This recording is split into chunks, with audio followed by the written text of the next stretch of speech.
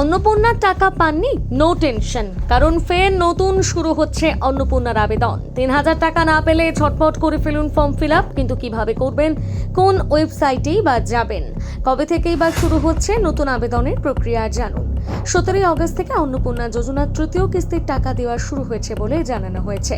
এই ধাপে প্রায় ১,৪৫,০০,০০০ মহিলার নাম তালিকায় রয়েছে, কিন্তু যাচাইয়ের পর প্রায় ১৭ লক্ষ আবেদন বাতিল হয়েছে বলে নবান্ন সূত্রে জানানো হয়েছে। তবে এখানেই শেষ নয়, সরকারের তরফে জানানো হয়েছে যাদের আবেদন বাতিল হয়েছে তারা পরে আবার আবেদন করার সুযোগ পাবেন। একই সঙ্গে যারা এখনো অন্নপূর্ণা যোজনার জন্য আবেদনই করেননি তারাও নতুন করে আবেদন করতে পারবেন।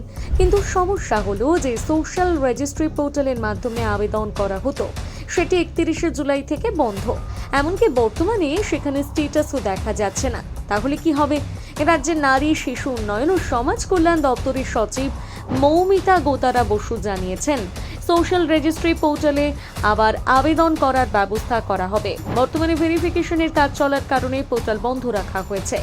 জানা গিয়েছে ১৯ আগস্ট থেকে পোর্টাল ফের খুলে দেওয়ার পরিকল্পনা রয়েছে।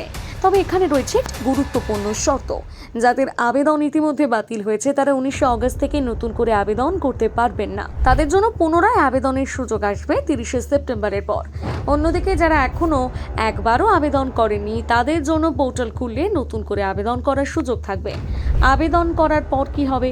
সরকারি আধিকারিকরা আবার তথ্য নথি যাচাই করবেন।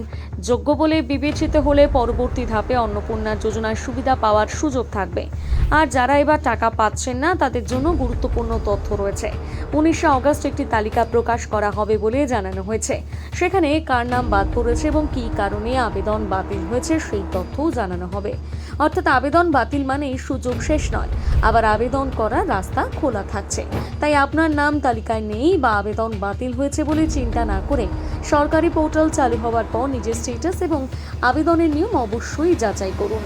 আপনার কি টাকা ঢুকেছে জানাতে ভুলবেন না কমেন্ট করে।